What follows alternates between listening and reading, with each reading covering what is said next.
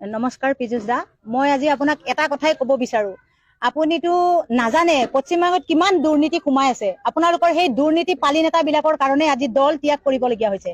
মনত বহুত দুখ বান্ধি লৈ আজি বিজেপি দল ত্যাগ কৰিবলগীয়া হৈছে। আপুনি বেয়া নাপাব, 14 বছৰ আপোনাৰ দলৰ লগত কাম কৰিলো, কিন্তু আপোনাৰ দলীয় মানুহে আমাক চেই লেই কৰি আজি কুকুৰ নিচিনা বৰখাস্ত কৰি দিছে, এইবিলাক আপুনি গমেই নাপায়। আপুনি ক'ত আছে? আপোনাৰ পশ্চিমবংগ গ'ল।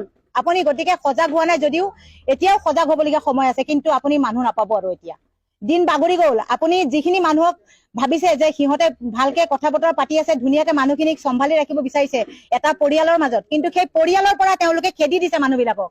ভোট কমিটিত হৈ আজি 14 বছৰে কাম কৰাৰ পিছত মই নিজে নাজানাকে মোক কমিটিৰ পৰা তেওঁলোকে উলিয়াই দিছে নেতা পালি নেতা বিলাকে। আজি অৰুণোদয় আঁচনি, মোৰ 3জনী ছোৱালী দিন হাজিৰা কৰি খোৱা মানুহ, মই যদি অৰুণোদয় যোগ্য নহয়, কোন যোগ্য আপুনি নিজে কওক। মোৰ নাম 11 নম্বৰত আহিছে ৰীতা মহতো, মোৰ নাম কাটি দিয়াৰ প্ৰতিশ্ৰুতি দিছে আপোনালোকৰ নেতা পালি নেতা বিলাকে।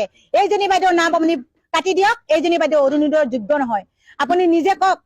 কিন্তু মই এই কথাটো মোৰ কাণত পৰাৰ লগতো মই একো মাত দিয়া নাই, কিন্তু তেওঁলোকে মোৰ পৰা কাগজ নিছে, দিলেও ইচ্ছা নিদিলেও নাই। মই আৰু এতিয়া এইবিলাক চিন্তা নকৰো, কাটি দিলেও কাটি দিব, মোৰ আপত্তি নাই। কিন্তু মই বিজেপি দল ত্যাগ কৰিলো। মই আজি আপোনাক জনাইছো নিউজৰ জৰিয়তে মই বিজেপি দল ত্যাগ কৰিলো। তেওঁলোকৰ দুৰ্নীতি বিলাকৰ কাৰণে মই আৰু বিজেপি দলত নাথাকো। ময়ো চাওঁ কংগ্ৰেছৰ হয় মই কিবা কৰিব পাৰো নে নোৱাৰো। এইবাৰ মই নিস্বাৰ্থভাৱে কংগ্ৰেছক কাম কৰি যাম। মই এইটোৱে আপোনাক জনালো। নমস্কাৰ।